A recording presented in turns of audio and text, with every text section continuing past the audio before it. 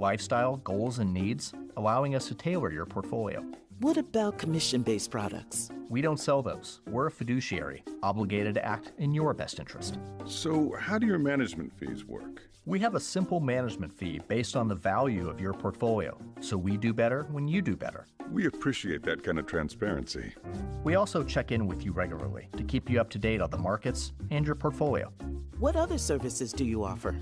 As a client, you have access to resources on investing, financial planning, estate planning, Social Security, Medicare, and more. Wow, it sounds like Fisher Investments has everything we need. At Fisher Investments, we're clearly different. Learn more at fisherinvestments.com. Investing in securities involves the risk of loss. It's game time, and you're in the locker room ready to take the field. Suddenly, you notice a player you don't recognize. He's wearing your team's jersey and he even knows your name, but you've never seen him before until now. Would you trust this stranger with your team's playbook? Because that's exactly how phishing scams work.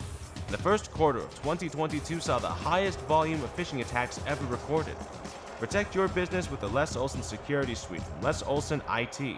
Learn more about it at lesolson.com. I'm Jeff Jr. with Trajan Wealth, debunking 3 myths about fiduciaries. And you're going to be surprised about myth number 3. Myth number 1. Fiduciaries are too expensive. Not at Trajan Wealth. Our interests are aligned with yours, so we don't need to push costly investments. The more you make, the more we make. It's that simple. Myth number 2. They will only want to sell me something. Absolutely not. At Trajan Wealth, we have hearts of teachers, and it's our goal to educate and empower, not sell. And the biggest myth, myth number 3, fiduciaries are only for the wealthy. Not at Trajan Wealth. Whether you have 50 grand or 50 million, we know it was hard-earned and we'll treat it as such. Let's grow together. So, here's your opportunity for a 100% complimentary professional Q&A. Call Trajan today at 801-899-7600. That's 801-899-7600. Advisory services offered through Trajan Wealth, LLC, an SEC-registered investment advisor. We're in St. George, and Jenny found a home online that she really loved. And then we went through it with our realtor. He started pointing out things that were going to just lead us to a money pit. We would have been in this house $50,000 or more in repairs. With the help of our realtor, we were able to find a brand new home for $100,000 less than what we would have been paying for one that was 12 years older. We thought we were going to save money not using a realtor, but in the end, our realtor actually saved us over $150,000. Let an experienced realtor guide you.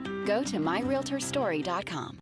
Here's a way to get breaking news updates anywhere you go. At the store or in a work meeting, you can get breaking news on your phone. You can quickly read it, swipe, or click for more. It's super discreet, super fast. That's the app for KSL News Radio. Traffic and weather together brought to you by Sinclair's DinoPay app. Save up to 20 cents per gallon. Here's Ricky Meese. And we do have a new accident again. It's in Utah County, northbound I-15, near University Parkway in Orem. It's been moved out of traffic to the left shoulder.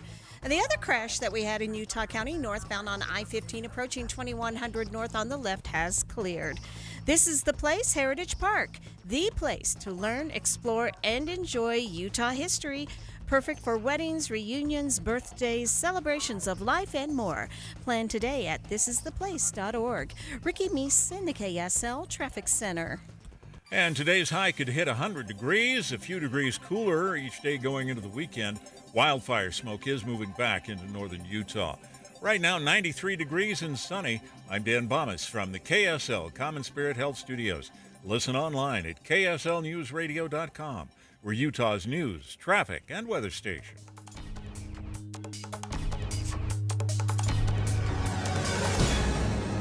Inside Sources. Inside Sources.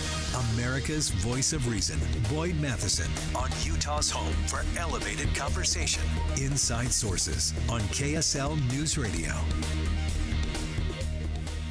Yesterday, the campaign for Vice President Kamala Harris held a big rally in Philadelphia to officially announce and introduce Tim Walz, who will be her running mate as the vice presidential candidate for the Democrats.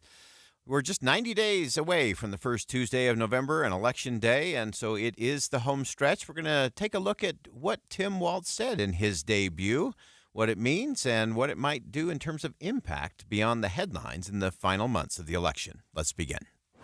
Think you know the news of the day? Think again with Boyd Matheson on KSL News Radio.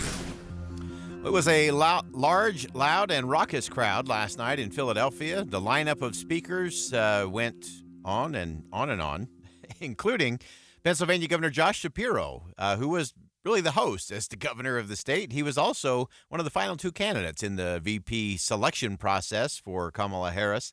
He threw his support wholeheartedly behind the Harris-Walz ticket. And, of course, there's going to be all kinds of challenges and things that will come in the next 90 days. But we want to break it down just a little bit. Of course, the headline of the day was the announcement of Tim Walz as the vice presidential running mate for Vice President Harris. Always tricky to get two vice president names in there. But when you look at that ticket, I think it's a selection by Vice President Harris that was safe.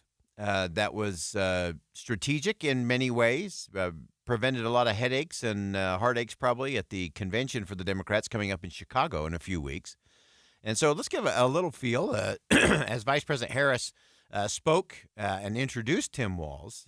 She promised to run a campaign not just for Democrats, not just for blue states, but for all Americans. We both believe in lifting people up, not knocking them down. The vast majority of people in our country have so much more in common than what separates them. And so my promise to you is this. Our campaign will reach out to everyone, from red states to blue states. We are running a campaign on behalf of all Americans, and when elected, we will govern on behalf of all Americans. That was Vice President Harris yesterday as she got ready to introduce Tim Walz as her running mate, again, to a very excited crowd. The one thing the Democrats have benefited from over the last few weeks is momentum. They have definitely had a spark and some optimism inside the party as they had a change of horses there with President Biden stepping aside. And so I think this was one more good day on the Democratic side of the aisle as Vice President Harris introduced her running mate, who had an interesting mix, I think, in terms of that positive view of America that Vice President Harris was talking about and taking a few swipes, a few digs, and a few shots at the former president and challenger to the ticket there. But let's start with where he began. The Minnesota governor talked about his running mate and her record as a DA and as a senator. Vice President Harris has fought on the side of the American people. She took on the predators, she took on the fraudsters, she took down the transnational gangs, she stood up against powerful corporate interests, and she never hesitated to reach across the aisle if it meant improving people's lives. For a lot of Americans, that was the first time they had heard the voice of the Minnesota governor. And again, I think he does this very well. He's very folksy. He's a former high school football coach. I think sometimes if you squint just a little bit, you might feel like you're in the high school gymnasium before the first day of school or the big homecoming football game.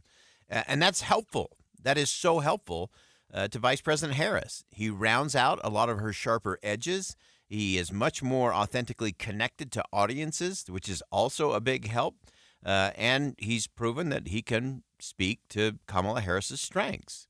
He also told a little bit of his own story, particularly as being a veteran, and how that military service impacted his life. My dad served in the Army during the Korean War. With his encouragement, at 17, I joined the Army National Guard. For 24 years, I proudly wore the uniform of this nation. The National Guard gave me purpose. It gave me the strength of a shared commitment to something greater than ourselves. And just as it did for my dad and millions of others, the GI Bill gave me a shot at a college education. Now, you could have heard that multiple times during the Republican National Convention. So this is something that Tim Walz brings to the ticket. You talk about the blue wall that the Democrats are trying to keep together, which includes states like Michigan and Wisconsin, Minnesota, Ohio, Pennsylvania. And Tim Walz speaks that language. His service is authentic, and we applaud everyone who has put on the uniform in this country. And he is very good at telling the story of how it impacted him, how it gave him purpose. That's a compelling story. That's an important story, especially as you look at an electorate that really knows former President Trump really well. They know Vice President Harris pretty well. And so those who are left undecided, he's one that can be very persuasive that way. Now, Tim Walz also showed what is often the case with running mates in a presidential election, and that is that you just can't be positive. You also have to be the attack dog. And he proved that he could do that when he went on the attack against former President Trump and his running mate, J.D. Vance. Donald Trump's not fighting for you or your family. He never sat at that kitchen table like the one I grew up at, wondering how we were going to pay the bills. He sat at his country club up in Mar-a-Lago, wondering how he can cut taxes for his rich friends. And I got to tell you, his running mate shares his dangerous and backward agenda for this country. All right, so there he is on the attack. And again, that's often been the role of the number 2 on a presidential ticket, to be the one who does go after the other side. And it's also interesting to me that Tim Walz can do that with a little bit of folksy charm. It wasn't the real shrill, angry, contempt-filled kinds of things. He was able to do it almost with a smile on his face. So that's going to be very fascinating to watch the ebb and flow of all of that. We know there will be a point somewhere in the fall where the 2 vice presidential nominees, Mr. Walz and Mr. Vance, will probably have a chance to stand side by side at some podiums, and that may be the better debate to watch going into the fall. So those are going to be interesting things to keep our eye on. Again, we're just 90 days away from the first Tuesday in November. There's a lot of ground still to cover on all of that for both Vice President Harris. We're going to talk about how she gets tested and what that means and why that will be important for her. We're going to talk about that coming up. We'll also get back to that tomorrow with our friend Jonah Goldberg from the Dispatch will be joining us. But we're going to stay with this conversation. There's a lot of unknowns still in the candidates in terms of how they're going to play and how things will shape up. And so as we make our way past Labor Day, when things will really heat up, we're going to start to test drive a lot of messaging. We'll see how that plays, particularly in swing states and with undecided voters. So there's a lot of conversations yet to be had, and we'll have them right here on Inside Sources. We'll be right back. Think again on Inside Sources with Boyd Matheson. Is it the beginning of a slowdown? Nearly everything on Wall Street is tumbling. Or just a bump in the road? The jobs report on Friday in the U.S. came in significantly weaker than expected. Get up-to-the-minute updates on the U.S. economy and how it impacts your bottom line. We have you covered. Mornings and afternoons on KSL News Radio. Power outages happen year-round and they're always unexpected. What's up, everybody? I'm Mike Wilson with Any Hour Services, and some people have medical equipment that needs to stay on, or maybe you don't want the hundreds of dollars of food in the freezer to spoil. Regardless of the reasons, Any Hour Services can help with a backup generator. Now, a lot of people think that backup generators cost thousands of dollars, but we have packages that'll run the essentials and start at less than $2,500. That includes the generator, the connections from the generator to the house, and the installation. We also carry and install larger generators that can run the whole house and kick on automatically when the power goes out. Of course, those cost more, but if you call right now, you can save $1,000 on any standby generator purchase over 9,000 watts. A licensed electrician from Any Hour Services will walk you through the process and show you what options are available. And if you need it, we have flexible financing options available, even if you've been told no in the past. To schedule a free estimate, call Any Hour Services today. Google Any Hour Services or schedule online at anyhourservices.com. No one helps more homeowners than Any Hour Services. Trail mix, beef jerky, mixing all the soda flavors at the gas station soda machine. Snacks are better on the road. The gas is better when it's top tier. And the pit stop is better when there's a dinosaur there. Love the filler moments at a Sinclair gas station near you with DinoCare, our top-tier gasoline. Some sweet and salty snacks for the commute, and a big green dino for the memories. Find a gas station near you at sinclairoil.com. Sinclair, fill up your life. Climate change is here. And so are the health issues caused by extreme weather. Respiratory illness triggered by wildfire smoke. Heart problems worsened by heat waves. Infections spread by floodwaters. These health challenges call for a change in the way we respond. That's why AmeriCares is building resilience. We're bringing resources to clinics across the U.S., and we're helping providers and patients adapt. Climate is changing, but let's work together. Let's help each other. Let's adapt to new health challenges. Join us and protect your health in the face of new risks. Learn how at americares.org/climate. Climate is changing. So is AmeriCares. You know, Tim, I worry about some of our friends who are losing weight using drugs. I worry about it because what happens when they get to their goal weight? Do they have to take those drugs for the rest of their life? Well, when they go off of them, in most cases, they not only gain that weight back, but they gain it back plus some. This is part of the reason why I chose Soda Weight Loss, and your daughter did too, because we wanted to do something that would change our lives forever. This is Tyler. He let go of 50 pounds. I would recommend soda because it's sustainable. This is lifetime change. I would recommend soda because it works. It works, Tim. It really is the best of both worlds, too, because you lose the weight fast and then you sustain that weight loss. The two things everybody wants to do. My daughter lost 42 pounds. Find out how this program can help you. Just go to sodaweightloss.com, click on Request a Nutritionist Callback, and within minutes you're going to be talking to somebody that can literally help you change your life. Sodaweightloss.com is spelled SOTA, and it stands for State of the Art. When I have an asthma attack, I feel scared. Prevent your child's next asthma attack. Call 1-866-NO-ATTACKS. Visit www.noattacks.org or call your doctor, because even one attack is one too many. Brought to you by the EPA and the Ad Council. At Social Security, we are always thinking of ways to save you time and make things easier. That's why we created My Social Security. Opening a My Social Security account gives you secure access to your personal record and interactive tools tailored for you. You can see if you are eligible to receive benefits, view spousal benefit estimates, and compare retirement benefit estimates at different ages or dates when you want to start receiving benefits. Already receiving benefits? Use your account to change your address, set up or change direct deposit, get a proof of income letter, and more. In most states, you can also request a replacement Social Security card. Save time. Go online. Open a My Social Security account at ssa.gov/myaccount. Social Security. Securing today and tomorrow. Produced at U.S. taxpayer expense. With the three things you need to know this hour, I'm Dan Bomas. First, demonstrators against the death penalty have filed a federal court action demanding to move their protest against the execution of Tabor Honey to the gates of the state prison. Second, the two astronauts who've been stuck aboard the International Space Station might have to use somebody else's capsule to get home. And third, more Utah firefighters are headed to California to battle the huge wildfires there. 93 degrees and sunny in Salt Lake City. Back to Inside Sources on KSL News Radio. Get deeper insights on the news from Inside Sources. Well, the unexpected rise of Kamala Harris as the Democrat presidential nominee has defied expectations. She swiftly secured her party's nomination, garnering substantial financial support in the process, $300 million in the month of July.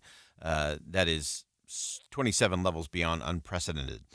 However, her campaign strategy of very limited public engagement is raising a few questions about transparency and her readiness for the presidency, similar to the current president. The media needs to take the rose-colored glasses and make sure there's a critical analysis and a time of testing. It's an important factor, I think, in vetting presidential candidates and the people who will sit in the Oval Office behind the resolute desk and make decisions that impact all of us and impact societies around the world. And so I think it's an interesting thing to look at in terms of how this has come about, the positive and the negatives of that. Clearly, she has been able to rise as an idea. That has been the thing. If you look back at her own run for president during the 2020 cycle, she actually didn't make it to 2020. She launched in 2019, and she bowed out before the end of the year and before the first votes were cast in Iowa in January of 2020. So her campaign was not stellar. Her debates were not spectacular. A lot of word salad answers. But now she's had 3.5 years in the vice presidency. She had an opportunity to do a lot of different things. And so it's going to be fascinating for me to see, where does she go? Does she just do this? Does she just mail this in, so to speak? In other words, do they keep her away from off-the-cuff remarks? Does she not do any press conferences? Does she not do sit-down interviews? Does she not debate? Because right now she has momentum. And so from a strategic standpoint, if you're running the campaign, that's not a bad strategy, is to just let the momentum and just let this idea that she's not Donald Trump and she's not Joe Biden try to carry the day. It is a plausible, even decent strategy kind of approach to it all. And that can win her the election for sure. But I don't think that would make her a better president. And that's what this process is supposed to be all about. If you look back, I think one of the best examples of this was actually Barack Obama. And as you recall, Barack Obama and Hillary Clinton were at it for over a year.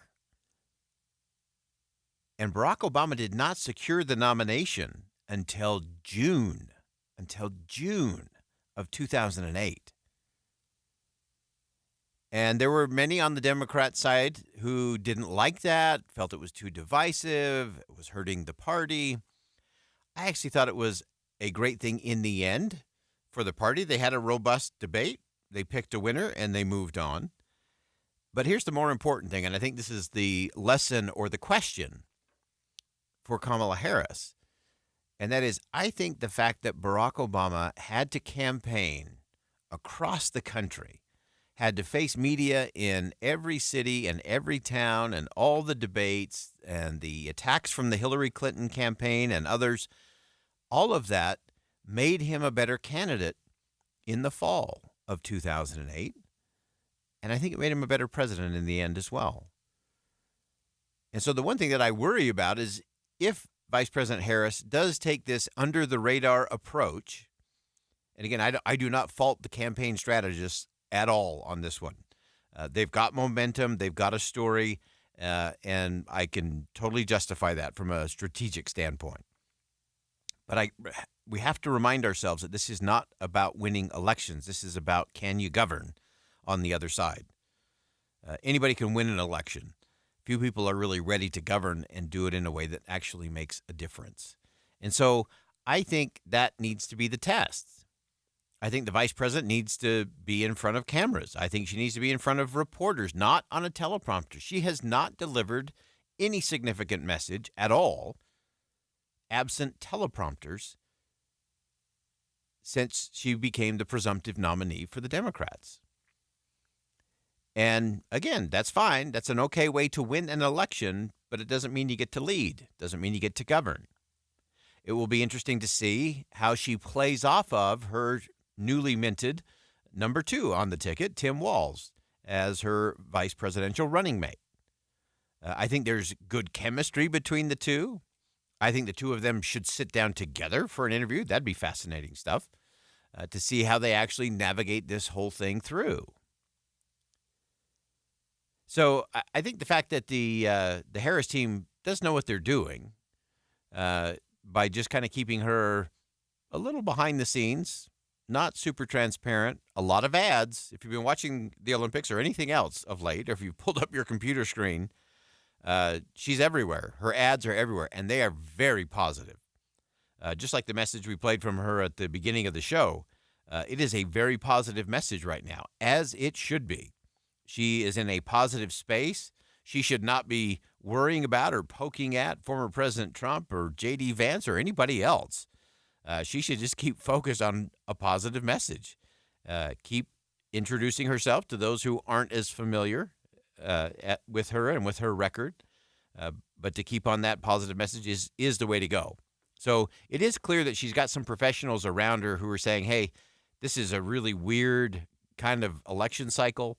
Not the weird that Tim Walz was describing the Republicans as. This is just a very unique set of circumstances.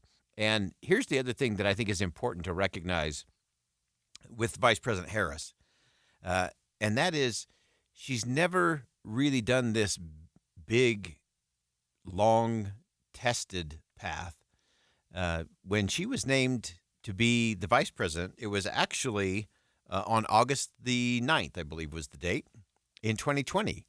So she only had about 90 days in the running as Joe Biden's running mate in 2020. So she hasn't had to do a lot of the deep dive interviews. She hasn't had to take the test and the fire from the media day after day, story after story. And I think she should be asked some of those hard questions. I think she should be asked to explain some of the things about her record. I think she needs to define areas where there may be some daylight between her and the current occupant of the White House, Joe Biden. I think all of those things need to be played out. And my guess is they probably will once we get past Labor Day. But for right now, everything is kind of under the radar. No press conferences are scheduled. A lot of teleprompter moments and very big crowds. And if that sounds familiar, that was the strategy for then candidate Joe Biden in 2020. And granted, that was in the midst of a pandemic, so things were a little bit different. But it was a very under-the-radar campaign as that worked its way through. And so I think the thing that I want all of us to think again about, and this applies not just to presidential races, I think in every race, people can win elections, but it doesn't mean they're going to lead or that they're going to govern as a real leader. And the way you find that out is you test them. And so that's the duty of all of us, individual citizens, journalists, networks, social media, all the things. Everyone should lean into the conversation. Everyone should ask the hard questions, not the gotcha questions, and not the stuff we can just spew back and forth with a bunch of pejoratives about how evil and awful it's going to be, or the collapse and the fate of the free world is at peril if so-and-so gets elected or doesn't win. We have to get past all of that and get to real conversations. And I think this is an opportunity for Vice President Harris to actually lead. Because if she's going to take the easy path to the presidency, if she doesn't have to have the hard conversations with the American people in an election cycle and during a campaign, she won't be ready to have the hard conversations, the necessary conversations with the American people when it comes to governing and the moments that matter most. All right, we'll step aside for some bottom-of-the-hour news. More Inside Sources coming up next. Judge Thomas Griffith is going to join us. We're going to have a conversation about the Constitution coming up next.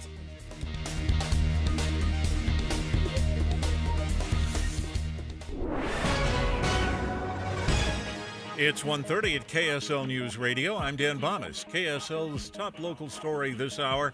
In a matter of hours, Utah will execute its first death row inmate in more than a decade. Tabor and Honey set to die by lethal injection just after the clock strikes midnight after 25 years on Utah's death row.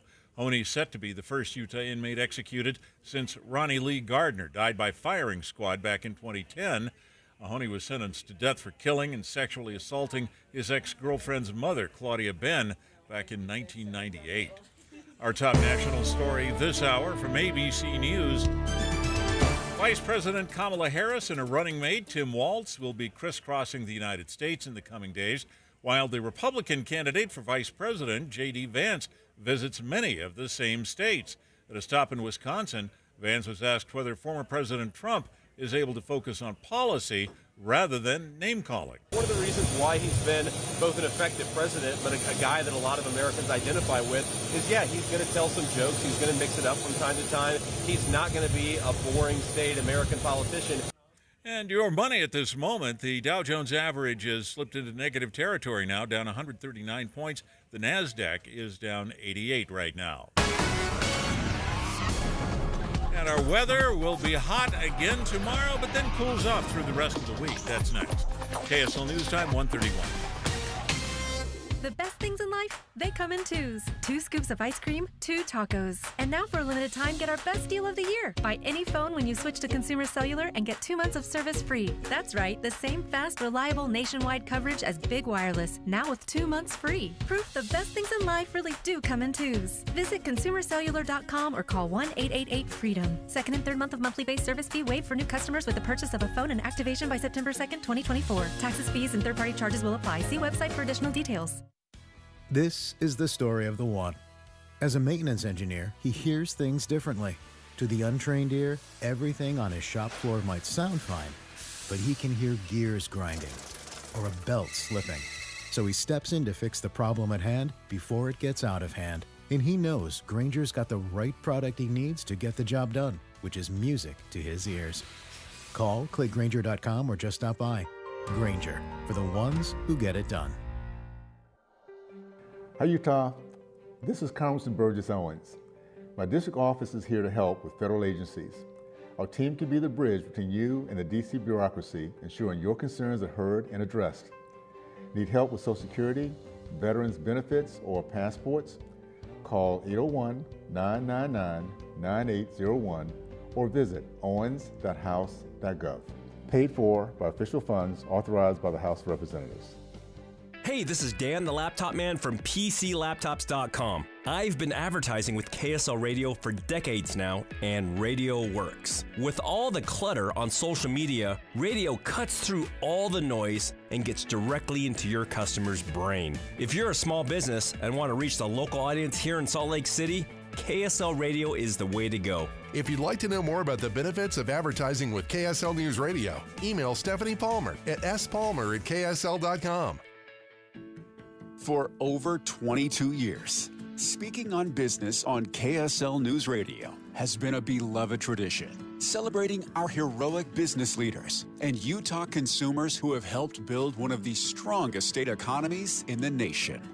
Now, under the stewardship of the Salt Lake Chamber and hosted by Chamber President and CEO Derek Miller, the program continues to shine a spotlight on those who make Utah's business environment dynamic and thriving. With his expertise and passion, Derek brings the stories of our business community to life. As part of the Salt Lake Chamber, Speaking on Business is proud to continue its legacy of highlighting inspiring stories, trends, and special guests. Support Utah businesses now and be part of Utah's thriving economy. More information can be found at slchamber.com. That's slchamber.com. News doesn't just mean information or dates. It's the story of our local history being told in real time. Be a part of the story. This is Tim Hughes and Amanda Dixon. We hope to be a part of your story. We have you covered on KSL News Radio. Traffic and weather together brought to you by Sinclair's Dino Pay app. Save up to 20 cents per gallon. Here's Ricky Meese. Freeway traffic looking really good, no delays, but we do have the final cleanup of the earlier crash with injuries, 8th West between 600 and 700 North. Take up to $10,000 off Chevy Silverado or lease a new Equinox EV for only $369 a month. When you walk through the doors, you feel like family at Murdoch Chevrolet in Logan or Woods Cross or online at murdochchev.com. Ricky Meese in the KSL Traffic Center. Today's high could hit 100 degrees, but it'll be a few degrees cooler each day going into the weekend. Wildfire smoke is moving back into northern Utah as well. 95 degrees and sunny right now. I'm Dan Bomas from the KSL Common Spirit Health Studios. Listen online at kslnewsradio.com. We're Utah's news, traffic, and weather station. Inside Sources. Inside Sources. America's voice of reason. Boyd Matheson on Utah's home for elevated conversation. Inside Sources on KSL News Radio. The United States Constitution continues to stand as a beacon to the world, as the structure, the framing that allows freedom and individuals to flourish and thrive, from equal justice and popular sovereignty to the separation of powers and religious liberty. These constitutional cornerstones continue to shape our nation's legal and social landscape. That's so important. So understanding these principles, I think, is crucial for every citizen, especially those who practice the law or who are involved in that process. An extraordinary event happening this week around the Constitution.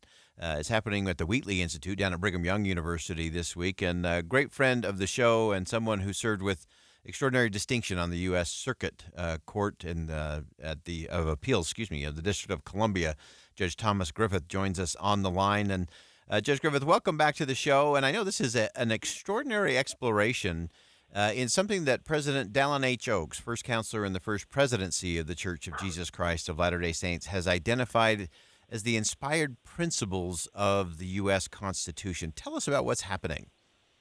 Yeah, thanks. Thanks for having me on, Boyd. It really is remarkable.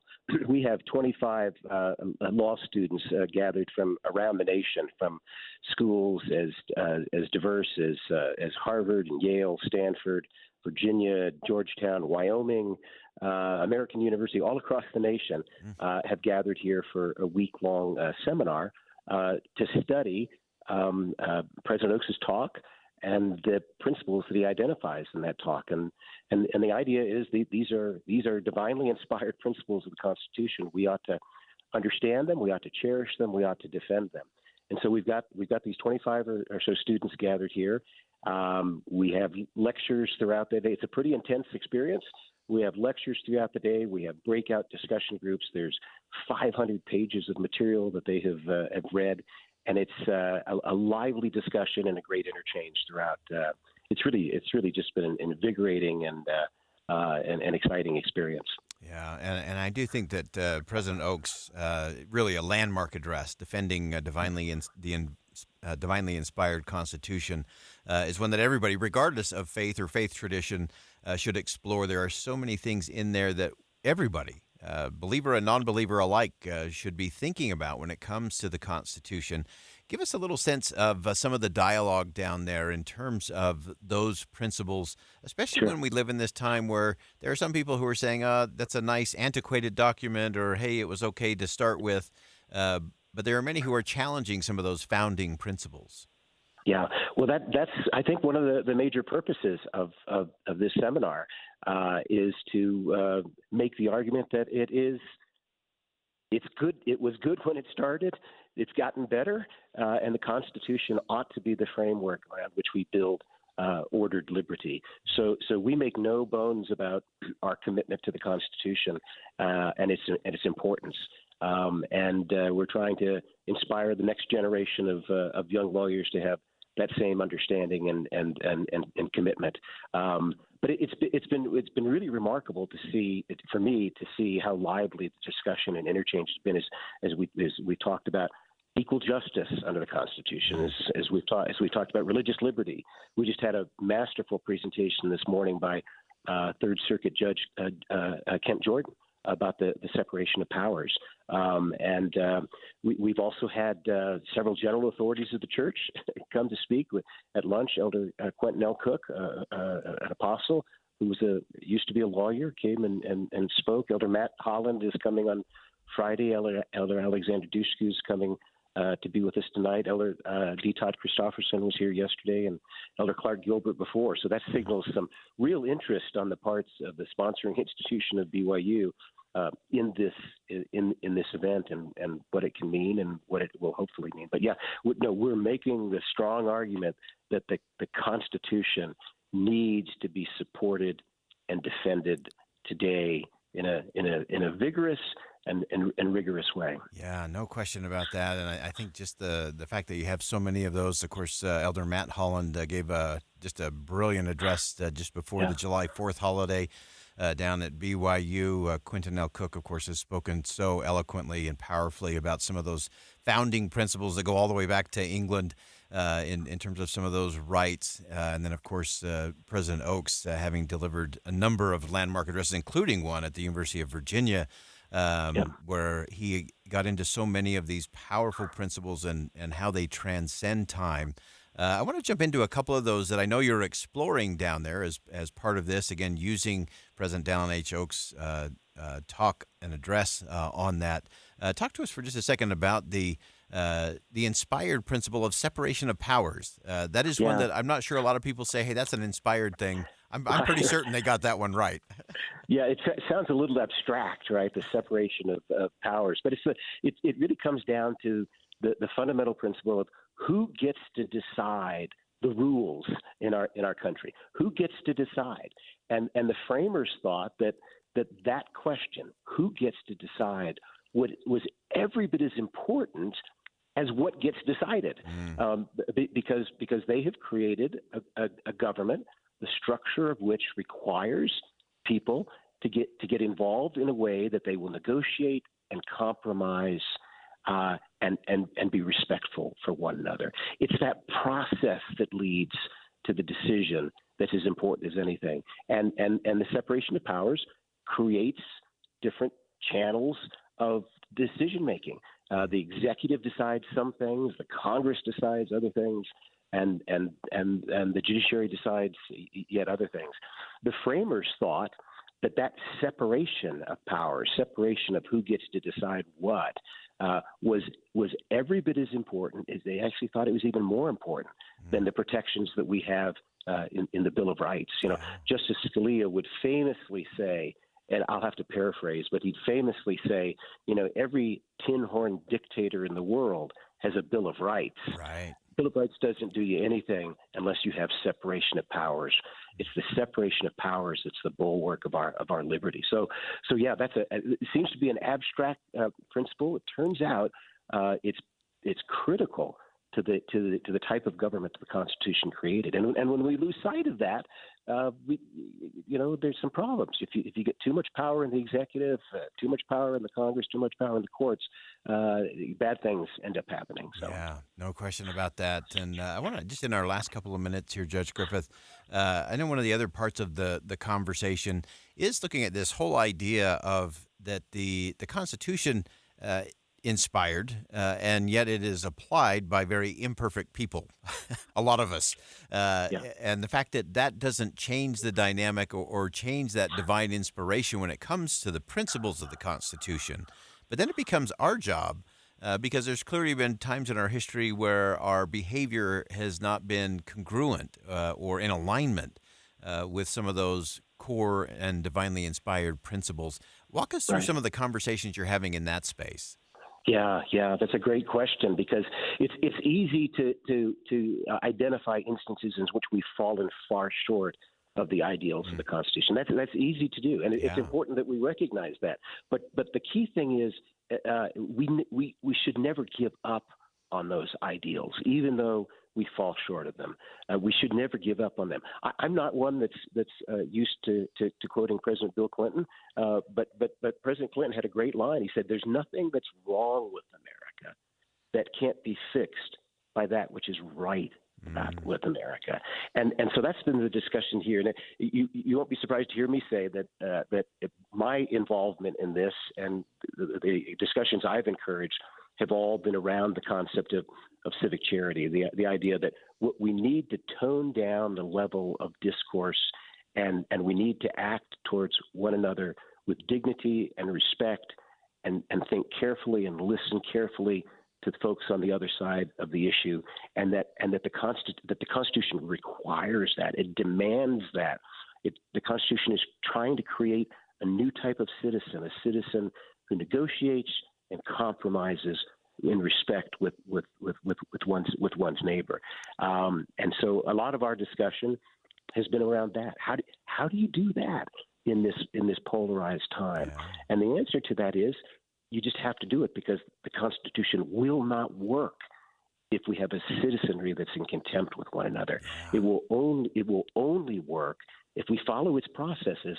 It requires us to bargain and negotiate and compromise with others. So that's been a major theme of our discussion here as well. And I love that combination of the process and the disciplines within the Constitution, and then how we do it with that civic charity and without contempt. So I always say America is always at its best when we have big ideas, when we have open and roiling debates about the issues of the day, and then we follow a process and we get to a result, and we still love our neighbor, and we still can get those things done, because that's how we can have the dignity across our differences. And then that always leads us to the humanity of those we disagree with. And ultimately, I think where this whole conference is driving is that it's the divinity that binds us all together as fellow travelers here on planet Earth.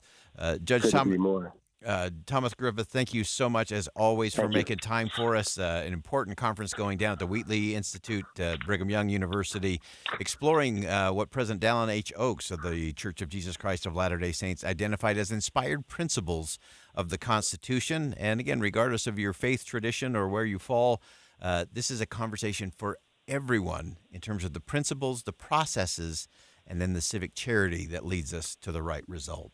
All right, we'll step aside for a quick break. When we come back, more Inside Sources here on KSL News Radio. Stick around. We'll be right back.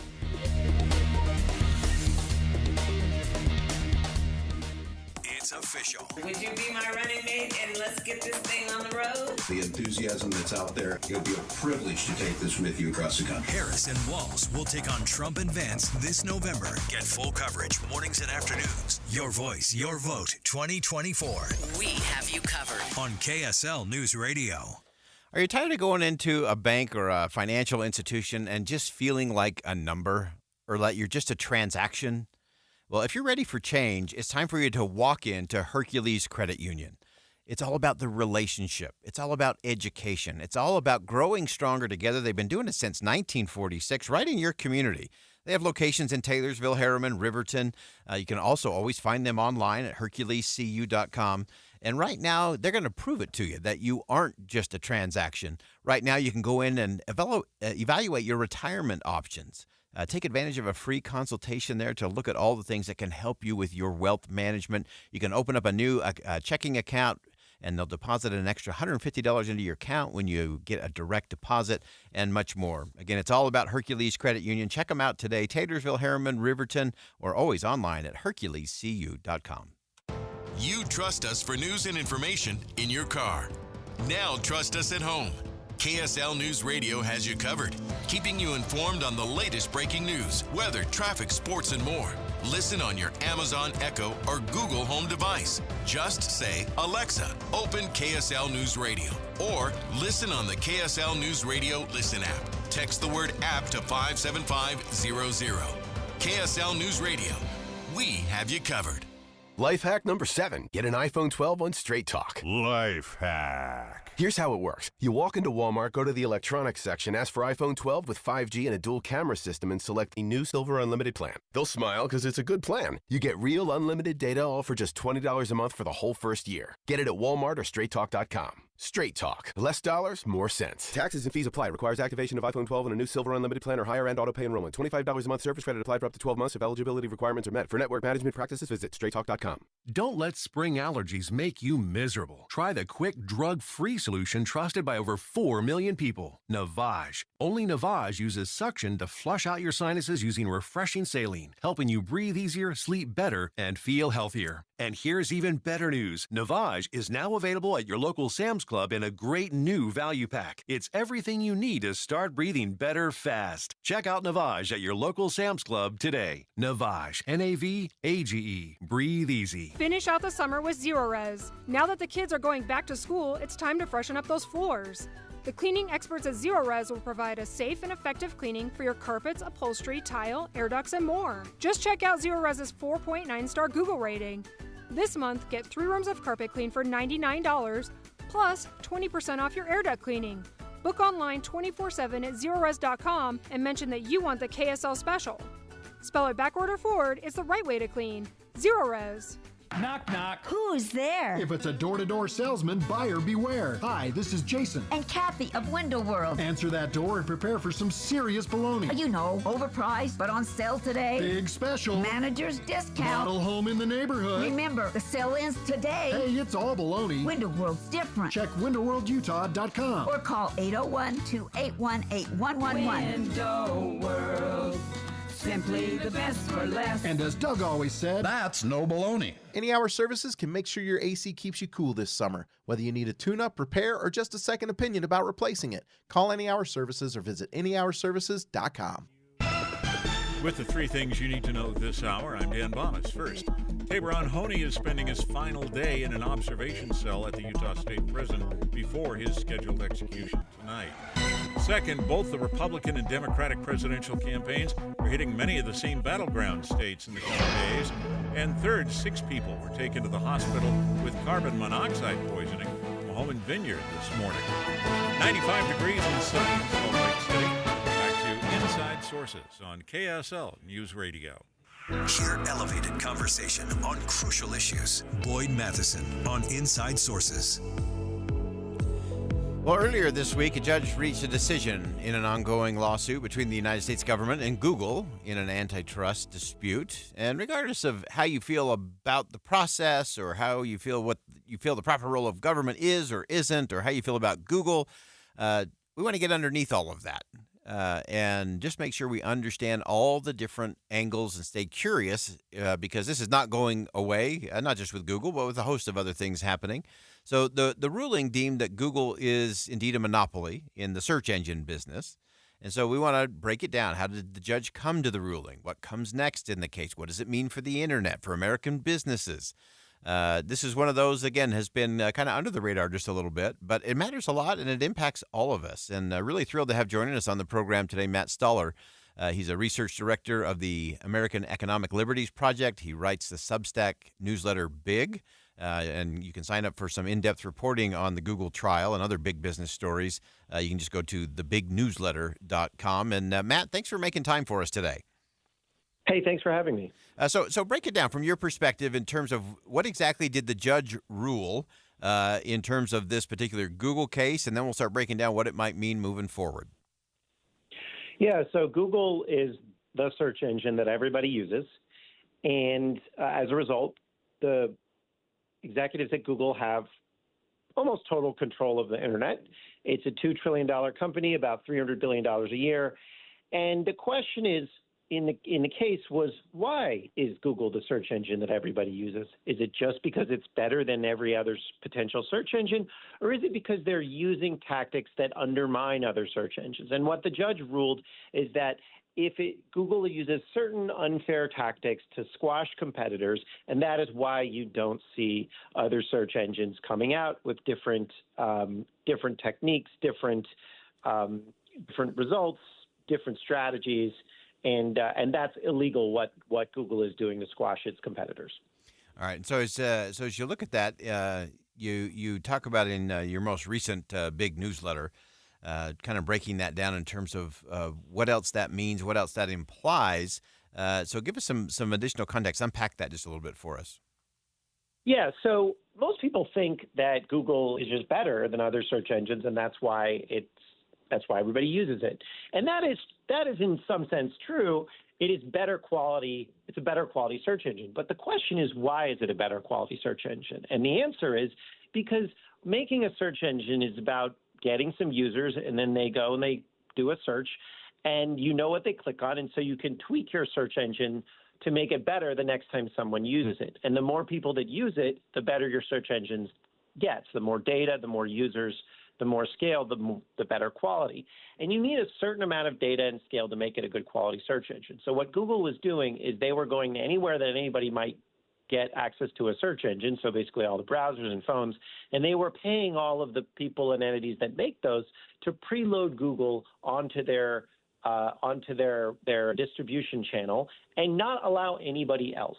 And therefore, what they were doing was denying scale, data, and users to any potential rivals, which means that nobody could create a search engine with any quality. And that is why Google is the best and only search engine, because they've used these techniques to deny anybody access to data or quality or scale. All right. And so as you look at the case, part of that trial, of course, is the liability phase, determining whether they broke the law, and the judge said, "Okay, looks like they broke the law." In Judge I'm not sure Mehta in that angle. So then it's the remedy phase. So what does that look like, and what should we be watching for as that approaches? Yeah, so it's important to note. Right. I mean, this sounds very technocratic and kind of boring, but this is really a question of all the money and power in the world.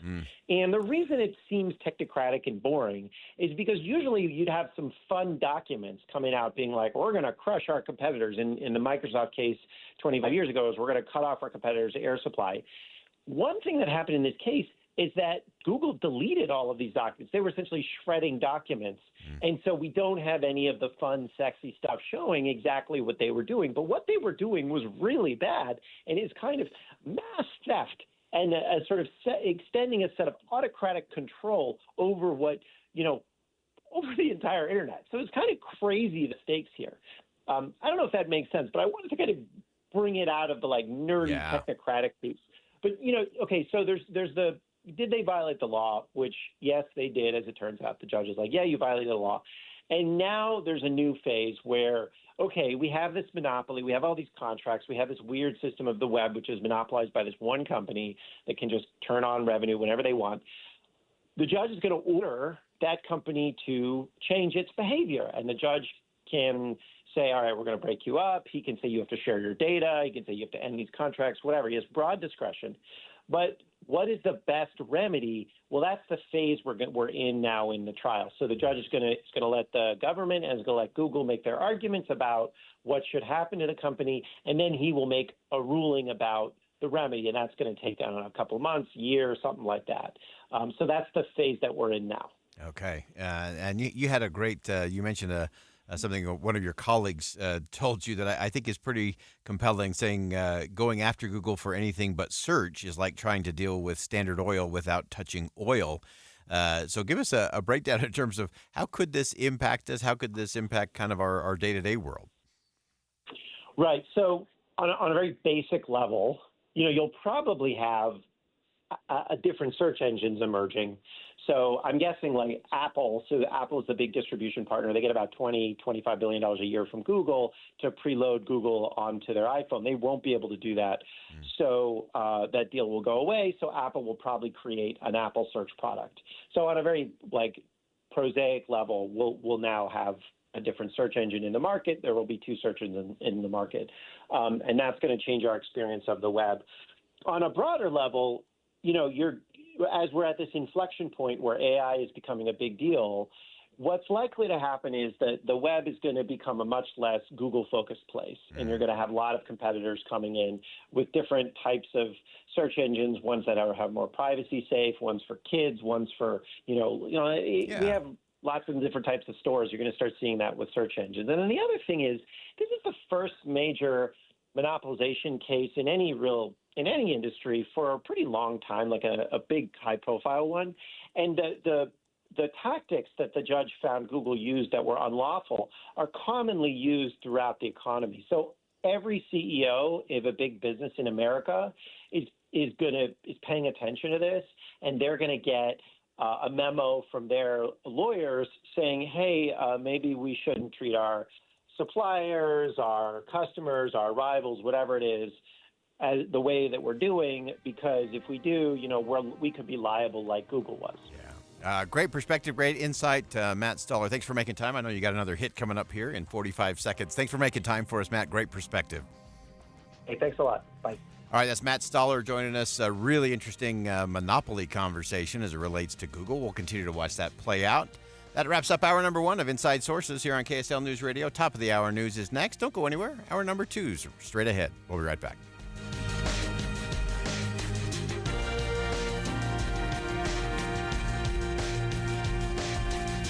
KSL FM Midvale. KSL Salt Lake City. From the KSL Common Spirit Health Studios, this is KSL News Radio.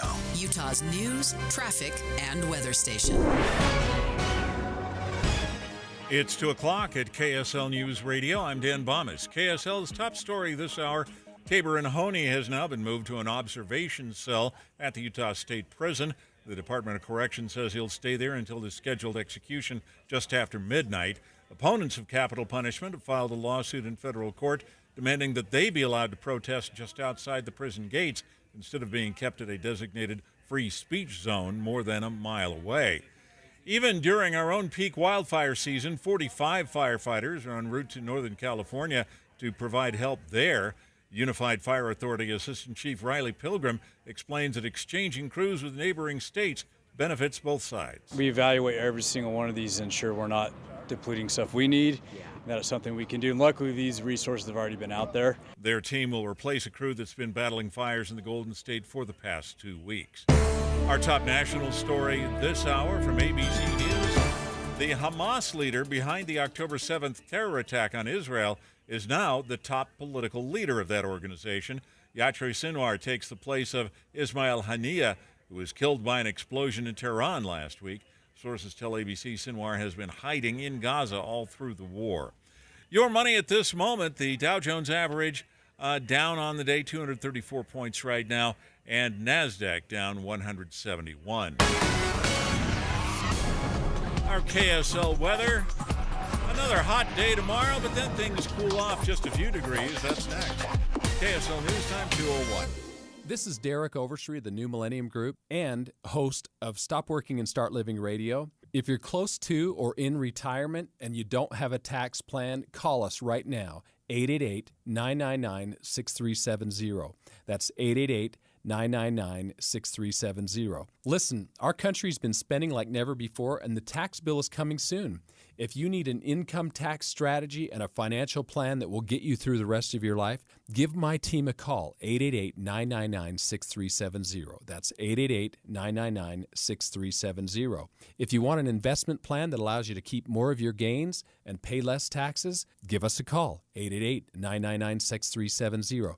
My team specializes in the type of plan that will get you retired 3 to 5 years sooner than you thought possible. So, get a no-cost tax analysis by calling 888-999-6370. That's 888-999-6370. My team is standing by now. For eligible individuals, 18 and older only. Results vary. See website for details and important safety information.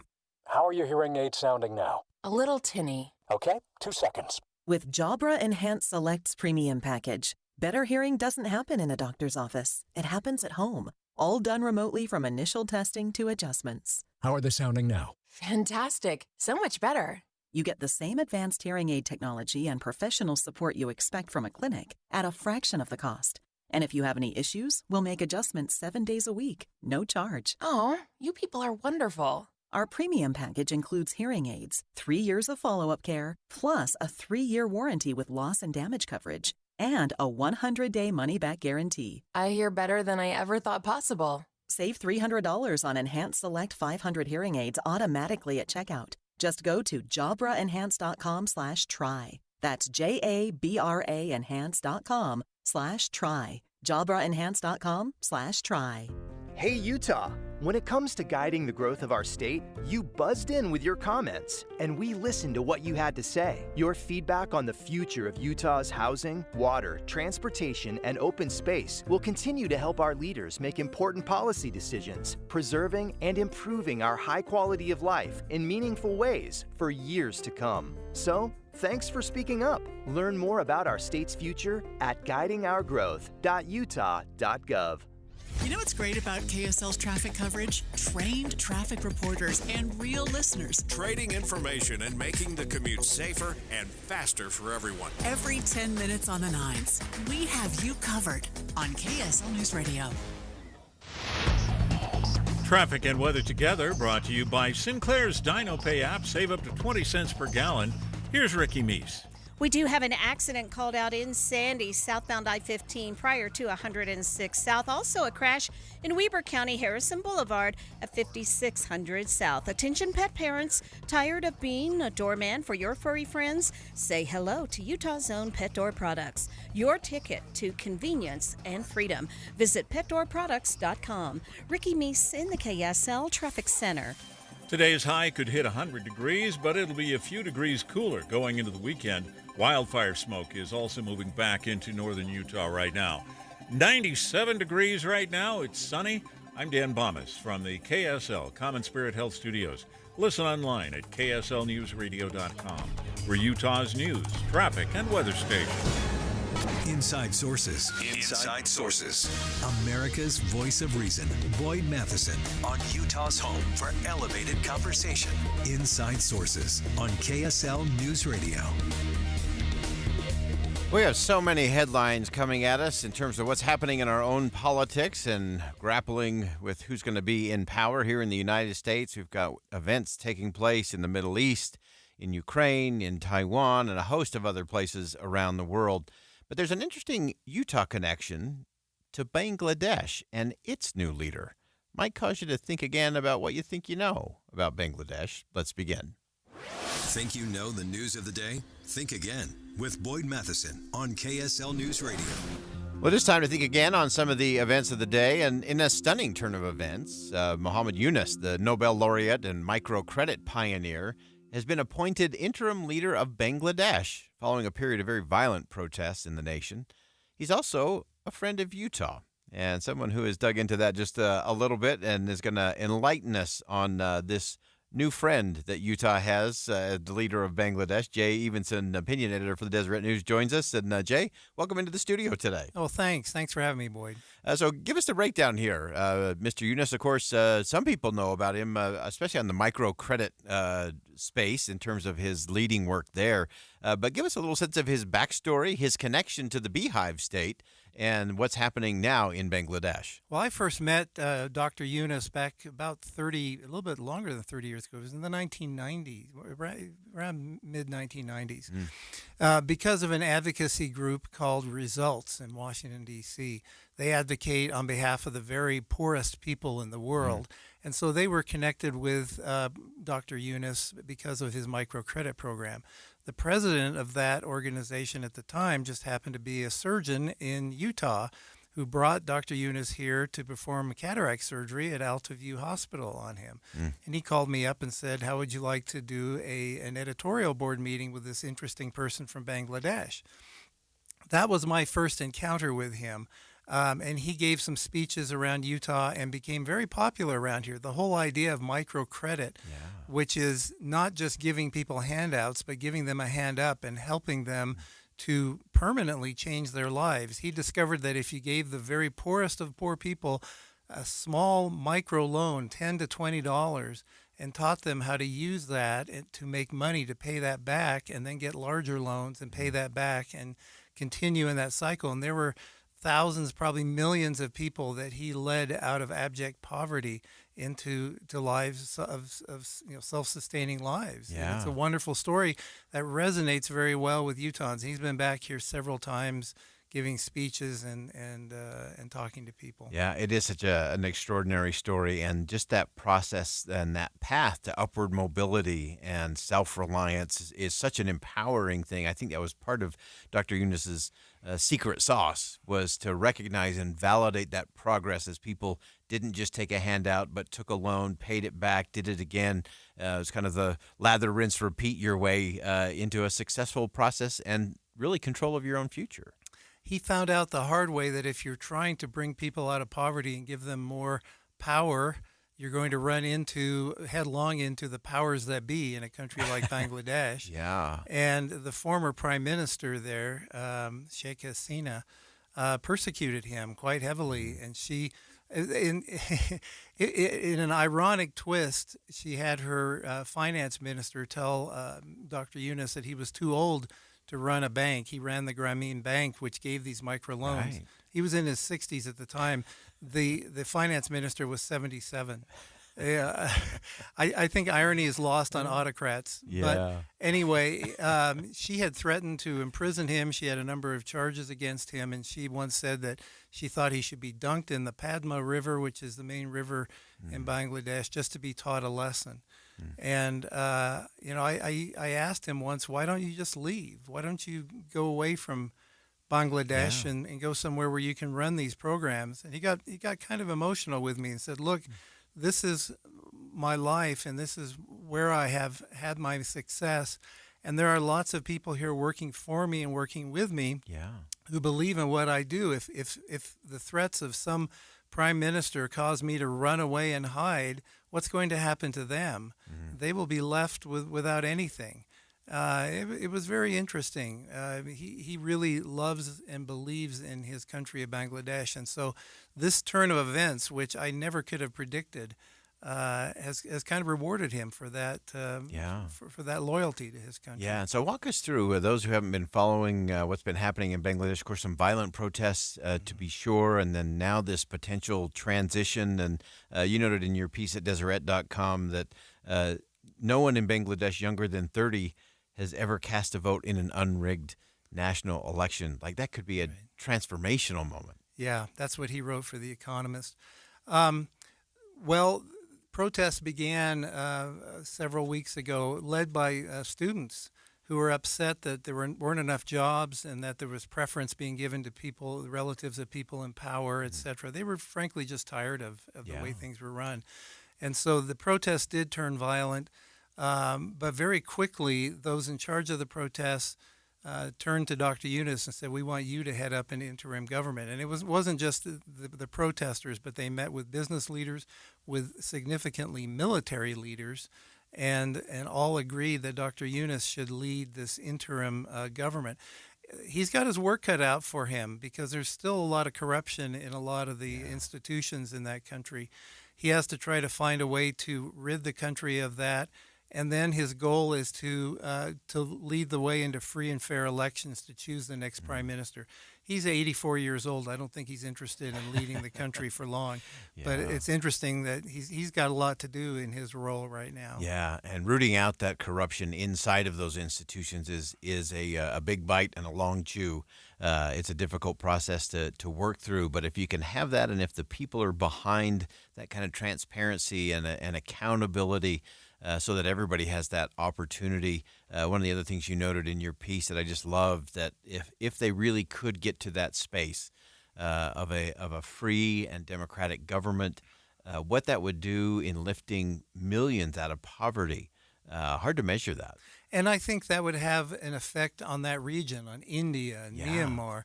When you see people being lifted out of poverty in one area, it's hard to keep the people in neighboring areas down. Yeah. And I think it turns Bangladesh into a kind of a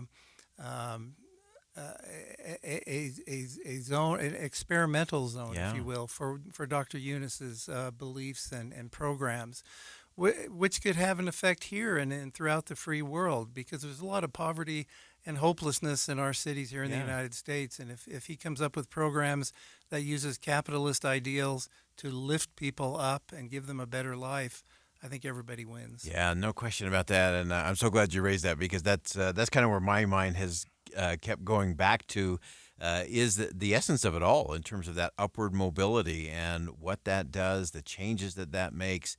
I always say the biggest threat to a thug, a bad guy, or a dictator is faith, freedom, and entrepreneurship, that upward mobility opportunity. And when people experience that, then freedom flourishes, people flourish, and as you said, that could transform an entire region of the world. Yes, and in a country that, if they embrace true democracy and liberty, then the powers that be are no longer threatened by progress and by people enriching themselves. Yeah. It's wonderful. We can all hope that he succeeds. Yeah, and that will be a great model, as you said, a great reflection back for us here in the United States as well, where we have some of our own poverty challenges, where we have trapped people in that, even with the best of intentions from government and other organizations.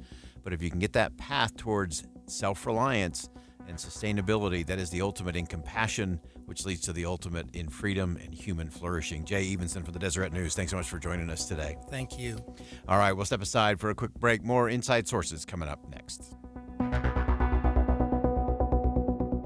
Think again on Inside Sources with Boyd Matheson. It's official. Would you be my running mate and let's get this thing on the road? The enthusiasm that's out there, it'll be a privilege to take this with you across the country. Harris and Walls will take on Trump and Vance this November. Get full coverage mornings and afternoons. Your voice, your vote, 2024. We have you covered. On KSL News Radio.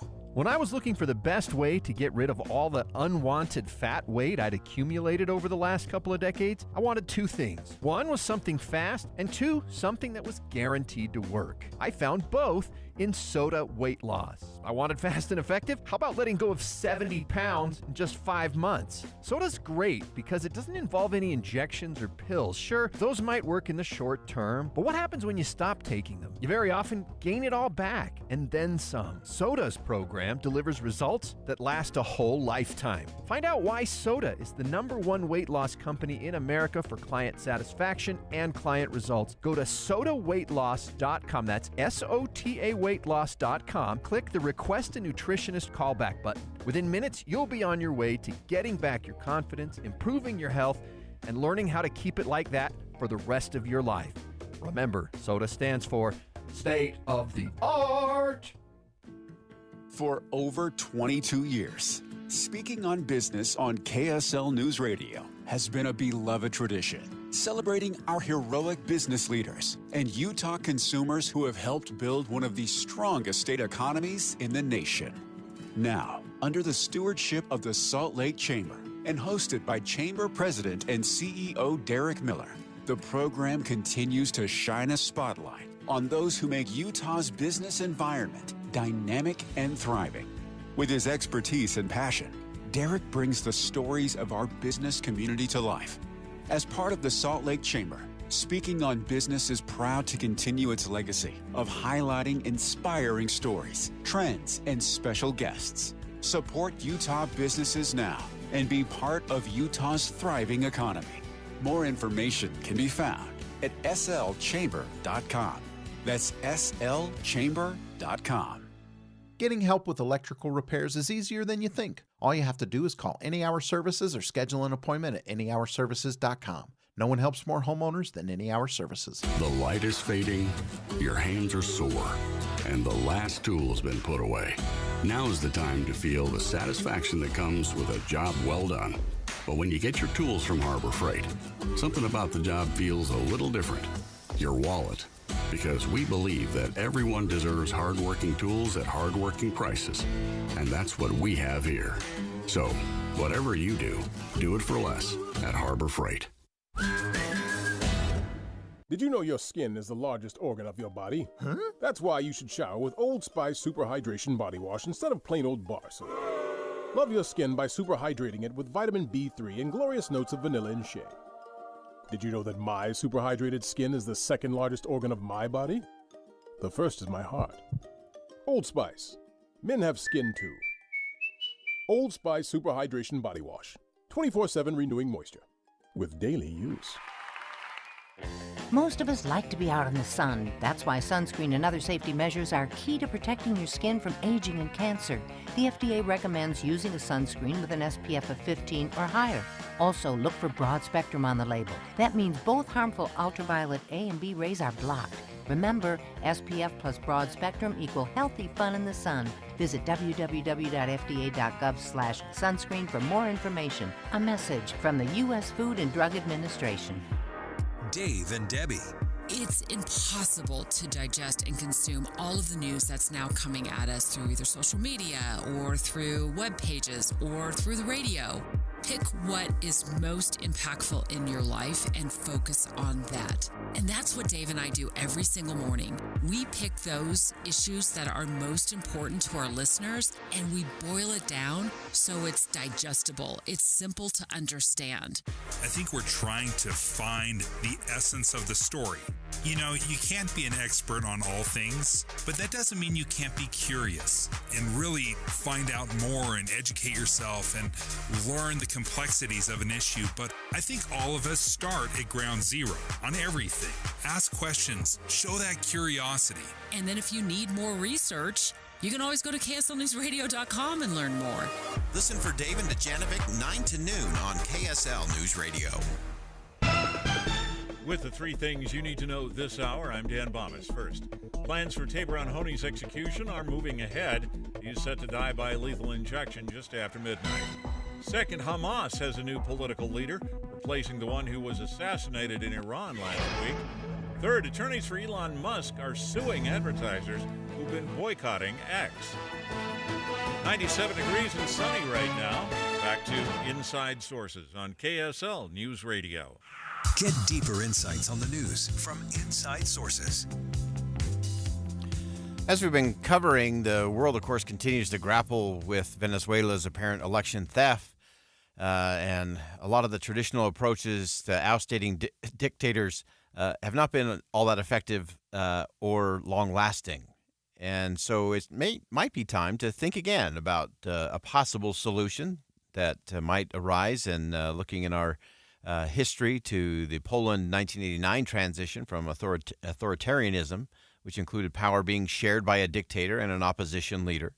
Could a power-sharing agreement, despite all the controversies, could it provide a path forward to a Venezuelan democracy? That's worth thinking about. And someone who has been thinking about that is Francisco Rodriguez, professor at the Joseph Korbel School of International Studies at the University of Denver. Joins us from Denver today and had a great piece in the New York Times proposing a real think again moment, a deal that could save Venezuela. And Professor, welcome to the show. Hi, Boyd. Very nice being with you. Thanks for the invitation. All right, so let's dive into this. Obviously, as things started to play out in Venezuela, much of the world looked on and thought, "Uh-oh, here we go again." And now we're kind of in this interesting place in the in-between with opposition leaders. And, of course, Mr. Maduro's continuing to be in power and all of the things that are starting to unravel around that. But talk to us about your idea in terms of maybe a different approach, maybe kind of modeling that Poland approach from '89 in terms of a way to maybe get to a better transition. Yeah. So I would start out by saying that this issue with the legitimacy of Mr. Maduro and the presidency is not new. In 2018, he was reelected under a very contentious election. At that time, the opposition boycotted. They didn't participate, but they boycotted precisely because they were saying, look, it's impossible to have a free and fair election. There are no clear rules of the game here. So we're not going to compete under these circumstances. And the U.S. And much of the international community, a total of 57 countries, counting U.S., Europe, most of Latin America, did not recognize Maduro. In fact, they recognized the National Assembly president, Juan Guaido, as interim president at the moment because they argued that the presidency was vacant. And they imposed strong sanctions on Maduro and on the Venezuelan economy. And they did basically everything that you could think of, and Maduro's still in power. So it's like the second time that we're playing this movie, really, except for what's really made it more prominent is that this time the opposition did go to elections. They won, and then Maduro appears to have stolen the election. I mean, I think that there's very strong evidence that he did steal the elections. But despite the fact that we know that he stole the elections and that the opposition knows it and it's been able to prove it, he's still in power. So really the question is, how do we get out of this? I mean, because it's not enough just to say, he stole the election, he should give up power. There's really very few levers that the international community has to force Maduro and the military to do something that they're not willing to do. So you really have to ask, what's the root of the problem here? And a big and important part of the problem is that Chavismo, which is the movement that Mr. Maduro leads, named by his predecessor, and the name of his predecessor, Hugo Chavez, has been in power for 25 years. During a very long time, they were very popular. They were winning democratic elections. Now they've become unpopular. And however, there's very high levels of polarization in Venezuela. So leaders of Chavismo, and I'm not just talking about the top like Mr. Maduro and Mr. Cabello, I'm talking about like community leaders of Chavismo are really worried about retribution and persecution if the opposition comes to power. So the question is, how do we get out of this? And something that's been tried in other contexts, and I point to the Poland example, but we could also point, for example, to the example of Kenya in 2007. We could even point to the example of South Africa. Some people forget that when Nelson Mandela was elected president, there was a power-sharing agreement in which it was guaranteed that F.W. de Klerk, who was the white leader of the transition, would be his vice president, and de Klerk was Mandela's vice president. So the idea is, why instead of demanding that the group in power step down and face the possibility of retribution or of persecution, why don't we actually propose that these groups share power in a transitional agreement? Yes, Chavismo has lost the elections, but it's also the case that there's a fundamental problem to Venezuela, which is that the government and the state is so powerful that losing the elections is a disaster for whoever loses and whoever has to give up power. So, in democracies, we have, in good, well-functioning democracies, there's effective separation of powers. And what that means is that the power of the central government is limited, and it can't just go after its political opponents. You don't have that in Venezuela. So you have to kind of slowly rebuild the institutions of a democracy so that we can get to a point where the losers of the elections actually see that it's in their interest to admit defeat. And to do that, the best way to do that is through a transitional power-sharing agreement in which both sides actually participate in government, and therefore both sides have guarantees that the other side won't persecute them. Yeah, and I think that also gives both sides an investment in the future in terms of getting things done to move things forward so that as that transitional government then becomes the next government, that definitely puts it on a completely different trajectory in terms of not going back every time there's an election, or as you said, if all of the power is in the institution, and so you can go after your political opponents, you can go after the press or those that disagree with you, then you're really stuck in a very vicious cycle. And that's an extremely important point. I've analyzed, and in my forthcoming book, which is called The Collapse of Venezuela, I go in depth into understanding what are the reasons why this country has suffered the economic collapse that it suffered, which is the largest economic contraction documented in world history for a country outside of wartime. We're talking about a decline of more than 71% in per capita income. That's the equivalent of 3 Great Depressions. And basically what I find is that both sides of this political fight, the government and the opposition, at one moment decided that they were going to have an all-out war, even if that turned the economy into a political battlefield. What I mean is that they started adopting strategies that made sense for them in terms of keeping power or trying to reach power, but that hurt the Venezuelan economy. And we see that in many of the policies that led to the hyperinflation adopted by Mr. Maduro, but we also see that in the lobbying for economic sanctions by the U.S. that was carried out by the opposition. Sanctions were extremely harmful, and sanctions basically barred oil exports, not just to the U.S., but to a great part of the world. And oil accounts for 96% of all foreign revenue earnings of this economy. So that was bound to be very damaging of the Venezuelan economy. So basically, Venezuelans are trapped in the midst of this conflict between two sides, and these two sides they are both willing to do whatever it takes to reach power, to reach this winner-take-all. At the center of this, at the apex of this winner-take-all political system, is the control of the central government. So the real question is, how do we lower those stakes of power, and how do we get these different groups to actually cooperate, to actually do things that matter for people to address the country's humanitarian crisis? Well, let's try to find a way to actually get them to govern the country together, at least during a transitional period that can then usher in a more peaceful transition to democracy. Yeah, great perspective. Francisco Rodriguez, professor at the Joseph Korbel School of International Studies at the University of Denver, and really fascinating perspective. And I love looking at this from a completely different light. It's not just about sanctions. It's not just about outside pieces. It's about bringing those two competing groups together in a shared government to change the dynamic in all of that. Really fascinating discussion. Professor Rodriguez, thank you so much for joining us today. Wonderful. Great being with you.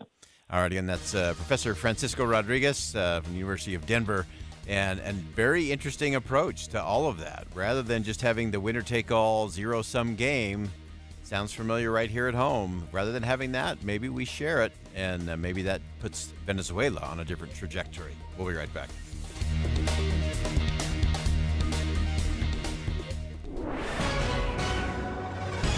It's 2:30 at KSL News Radio. I'm Dan Bomas. KSL's top local story this hour. Small group of protesters gathered this afternoon at the Utah State Capitol, demanding that the upcoming execution of Tabor Onhoney not take place. Among the group, representatives from the Catholic Diocese of Salt Lake City. They argue that the death penalty is a punitive and expensive punishment. Only scheduled to be executed just after midnight tonight. New research finds even small amounts of alcohol are bad for your health. The New York Times reports on multiple studies showing just 1 or 2 drinks a day can shrink your brain. Physicians and healthcare providers, we can no longer entertain the idea that a moderate or small amount of alcohol intake improves health or longevity. We just can't do that. That's Dr. Tom Miller, the chief medical officer at the University of Utah Healthcare. He told David Dujanovic an earlier study showed a small amount of red wine is good for your health, but that study has long since been debunked. Our top national story this hour from ABC News. Attorneys for Elon Musk have filed suit in Texas against an industry group that called for a boycott of Musk's social media platform, X. The group representing advertisers doesn't like what they say is anti-Semitic content. Musk says their boycott has cost billions in lost ad revenue. Your money at this moment, the Dow Jones average closing trading today down 234 points, and the NASDAQ was down 171. The S&P 500 was down 40. And our KSL weather. Things are going to cool off by a few degrees over the next several days. That's coming up. KSL News Time, 2:31. We have 5 kids, 2 dogs, and we've bought 4 houses in the last 12 years. So our realtors helped us through the complexities of buying a house, the legalities of different property rights, right-of-ways, building concerns, or even ordinances, right? If we were to try to do this on our own, we would have made a lot of financial mistakes. The realtor is now part of our family. She's who helps our family get to wherever our next chapter is. Discover how a realtor can make a real difference at myrealtorstory.com.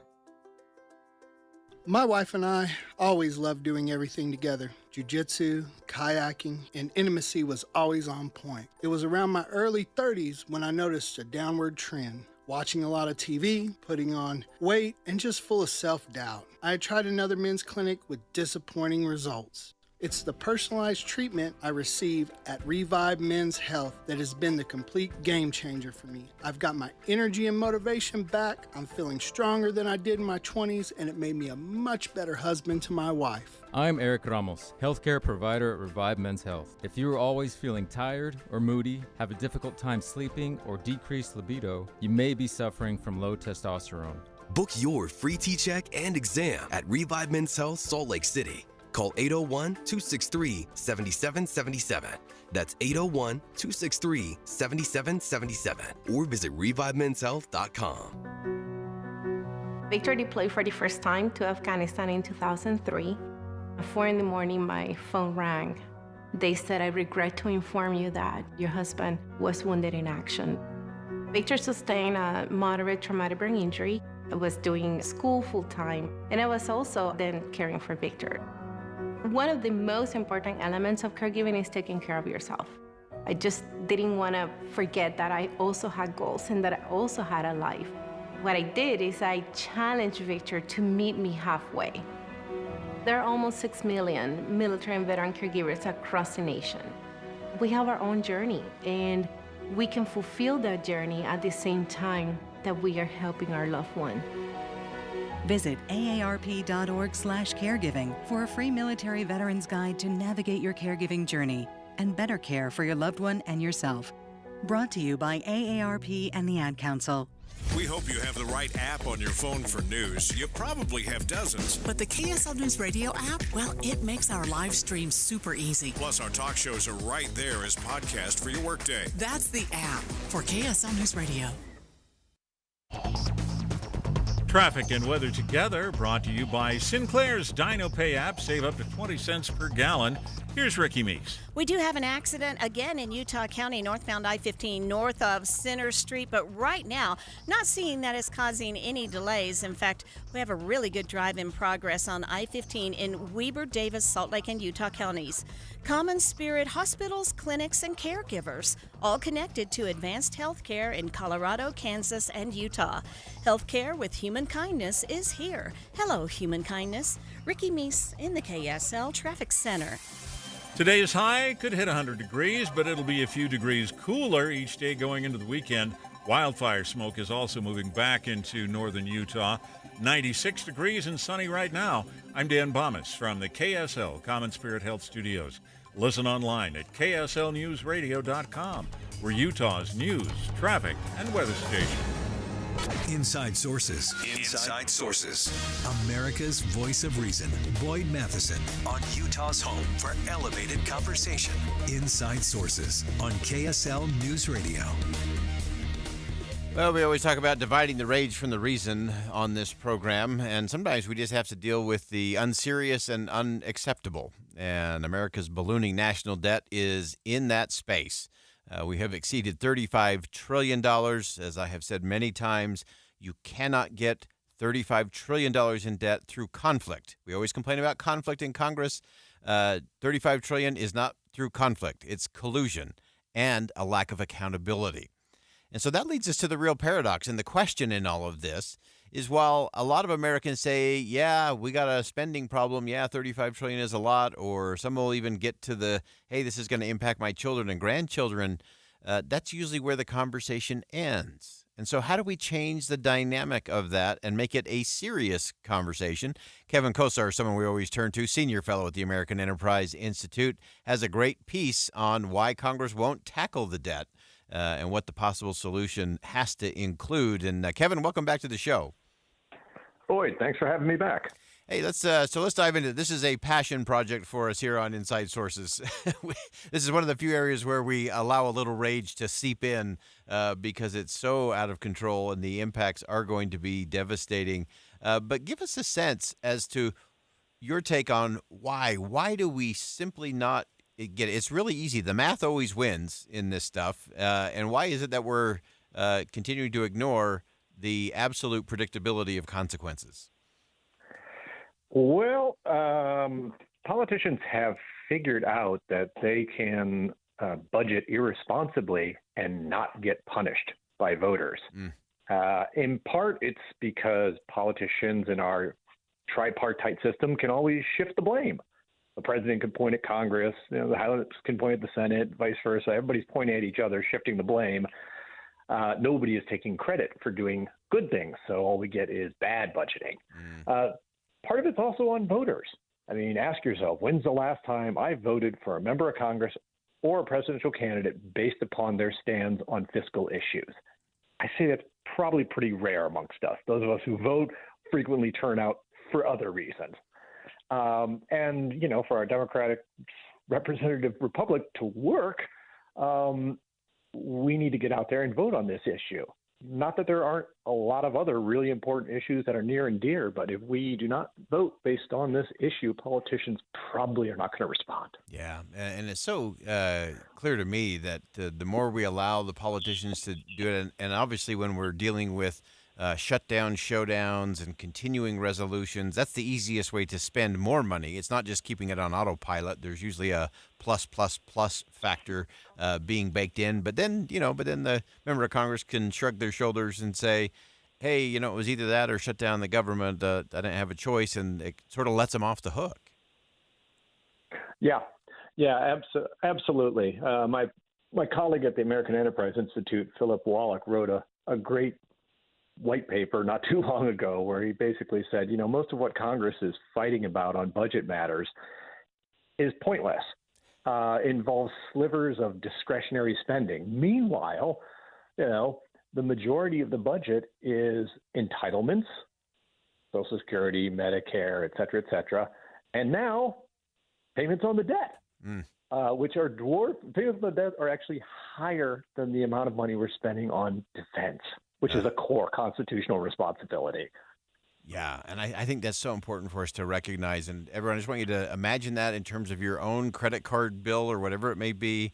When you're just paying the interest, nothing else is changing. That doesn't buy you anything. It doesn't give you new tanks or guns or health care or services or roads or bridges.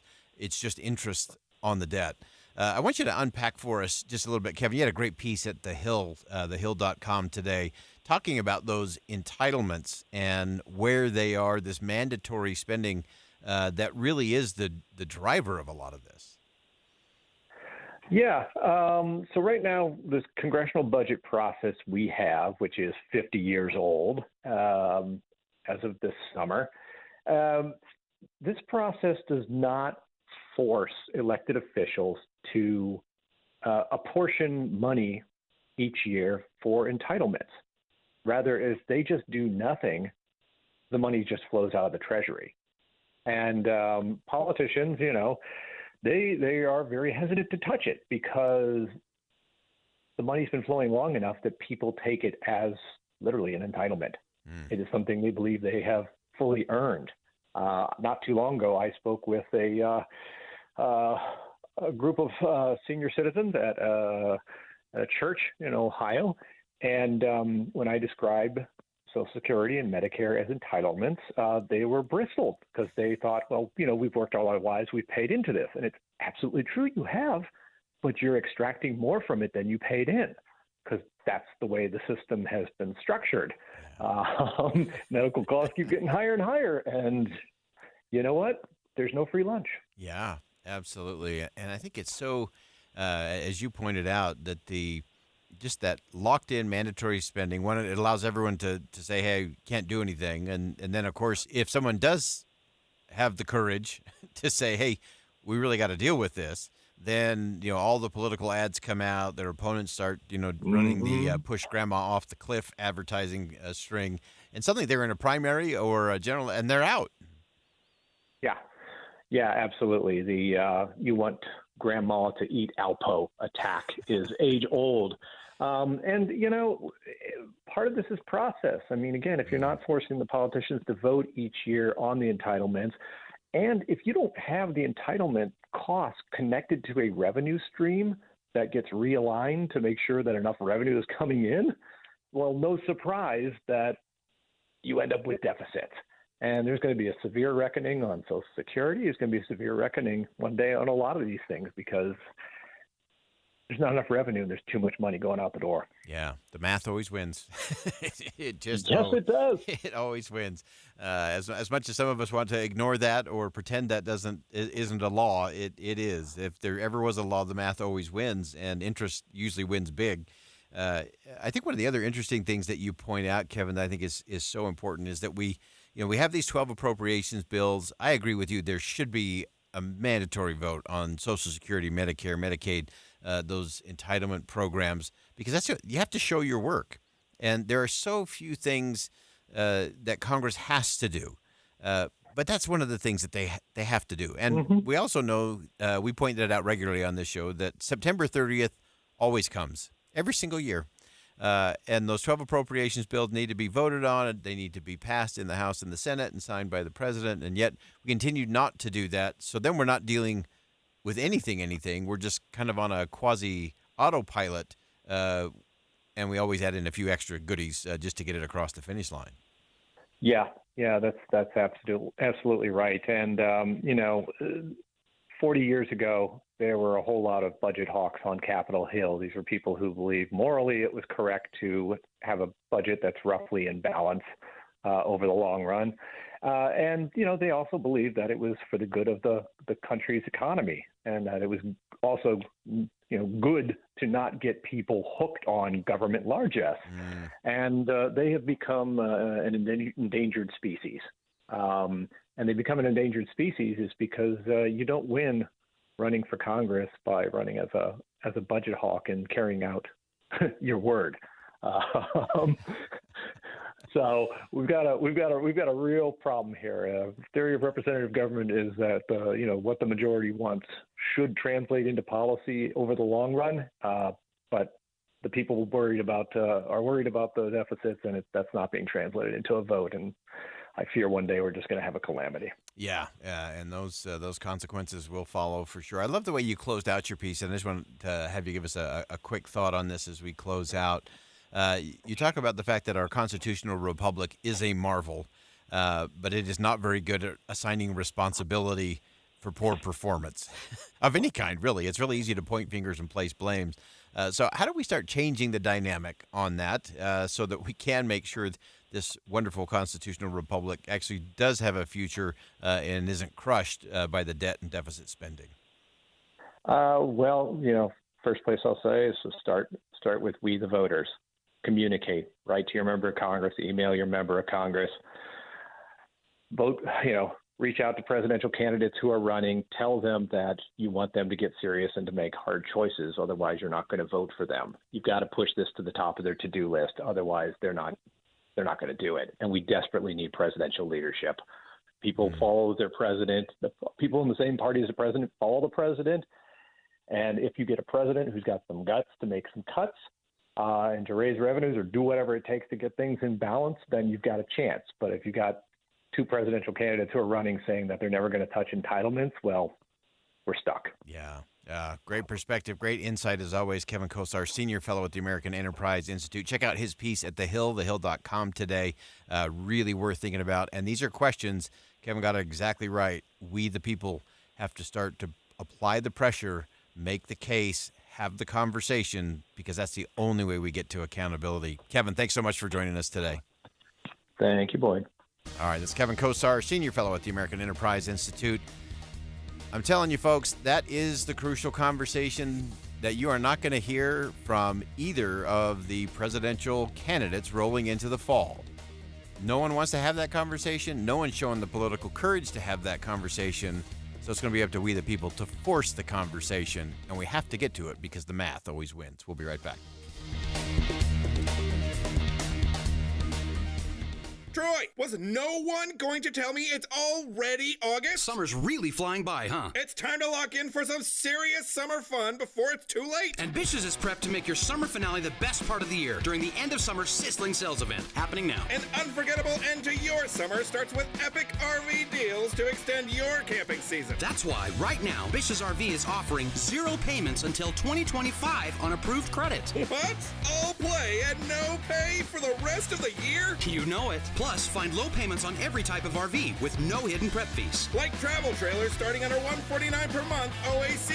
And fifth wheels starting under $299 per month OAC. Plus, get a free 1-year Bish Fix membership with every RV purchase. Make your summer finale the best part of the year during the end of summer sizzling sales event. Only at Bish's RV in Salt Lake and American Fork, where memories begin. OAC 90 days no payments, finance plus 60 days with supplemental payment. Not all buyers will qualify. Based on 20% down, 8.99% APR for 180 to 240 months. Stock numbers 84310, 83690, 79362, 7800, subject to prior sale. See dealer for details. This week's movie show brought to you by Sound Sleep Medical. Get a free sleep screening and a free sleep consultation by tuning in on Friday morning. Sound Sleep Medical with 7 locations in Utah. This is the story of the one. As a maintenance engineer, he hears things differently. To the untrained ear, everything on his shop floor might sound fine, but he can hear gears grinding or a belt slipping.